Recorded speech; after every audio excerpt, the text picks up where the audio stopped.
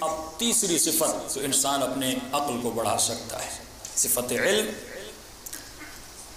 جو مجلس میں آ کر ہم حاصل کرتے ہیں۔ ایک انسان میں صفت ہے جس کا نام ہے غصہ۔ رسول خدا فرماتے صرف غصے پر کنٹرول نہیں کرنا، اس کی کچھ اور صفات ہیں، اگر وہ بھی اپنے وجود میں پیدا کرو تو تم بہت بڑے عابد بن سکتے ہو۔ غصے پر کنٹرول کرنے کی ایک صفت کا نام ہے حلم۔ جب انسان کنٹرول کر لیتا ہے تو اس انسان کو حلیم کہا جاتا ہے۔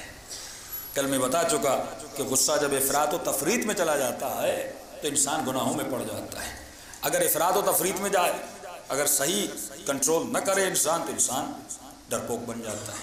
اگر مقام اعتدال میں ہو تو انسان شجاع کہلاتا ہے۔ یا تحور میں چلا جاتا ہے کہ میں نے کہا کوئی انسان اتنی شجاعت دکھائے کہ اپنا سر کسی مگرمچھ کے منہ میں ڈال دے، جو آج کل انگریز کرتے ہیں، اور اس کو شجاعت کا نام دیتے ہیں۔ یہ شجاعت نہیں ہے، یہ تحور ہے۔ یہ شجاعت نہیں ہے، یہ حماقت ہے۔ شجاعت یہ ہے کہ جس طرح خدا نے کہا اسی طرح انسان شجاعت کا مظاہرہ کرے۔ تو فرمایا حلم ایک صفت ہے جس طریقے سے انسان اس غصے کے پاور کو حلیم بنا سکتا ہے۔ حلیم کیا ہے؟ فرمایا چند صفت ہیں۔ مثال کے طور پر معصوم فرماتے پہلی صفت حلم کی یہ ہے کہ اگر کسی نے تمہارے ساتھ قطع رحم کیا ہے تم اس کے ساتھ صلہ رحم کرو۔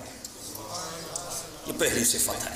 اگر کسی نے قطع تعلق کیا، بھائی نے، بہن نے، رشتہ دار نے، دوست نے، کوئی آپ کی شادی میں نہیں آیا، کسی نے کوئی گھر میں انتقال ہو گیا، آپ سے فاتحہ خوانی کے لیے نہیں آیا، تو لہٰذا معاشرے میں ہم ناراض ہو جاتے ہیں۔ مولانا فلاں کی شادی میں نہیں جاؤں گا۔ کیوں نہیں جاؤں گے؟ کیونکہ میری بیٹی میں شادی نہیں آیا تھا۔ مولانا اس نے میری ماں کی فاتحہ خوانی نہیں کی تھی، اس لیے میں اس کی فاتحہ خوانی کے لیے نہیں جاؤں گا۔ اسی میں انسان کی سیلفشنس ظاہر ہوتی ہے کہ وہ فاتحہ خدا کے لیے نہیں پڑھ رہا، وہ بندوں کو دیکھ کر پڑھ رہا ہے۔ تو اگر ہر عمل میں مد نظر پروردگار، یہ غصہ انسان کا ہے جو انسان کو روکتا ہے، فلاں کی شادی میں نہ جانا، فلاں سے بات نہ کرنا، فلاں سے جھگڑنا، کسی کی نفرت دل میں رکھنا، کسی کا بغض دل میں رکھنا، کسی کا عناد دل میں رکھنا، یہ ساری صفات غصے سے نکلتی ہیں۔ تو فرمایا اپنے غصے پر کنٹرول کرو۔ جب کنٹرول کرو گے تو حلیم کہلاؤ گے، اور حلیم تب بنو گے اگر کسی نے تمہارے ساتھ قطع رحم کیا ہے تم اس کے ساتھ صلہ رحم کرو۔ اور اسی صفت کی وجہ سے 40 سال علماء فرماتے ہیں علی ابن مہدیار حج پہ جاتا رہا تاکہ امام زمانہ کی زیارت نصیب ہو، لیکن 40 سال میں زیارت نصیب نہ ہوئی۔ جب آخری سال گیا کعبے کی دیوار کے کپڑے کو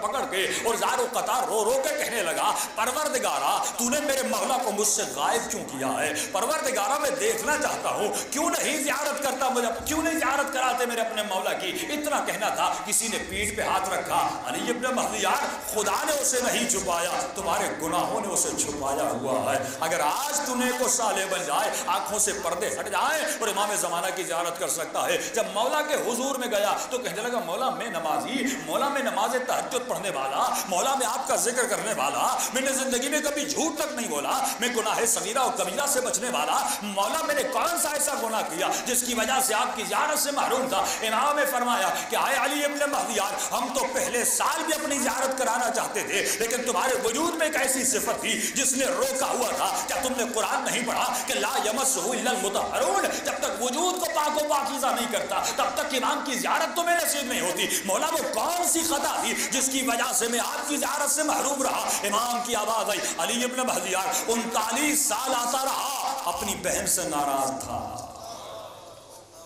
اس سے ملنے نہیں جاتا تھا۔ اس سال آنے سے پہلے ہم نے تمہارے دل میں خیال ڈالا،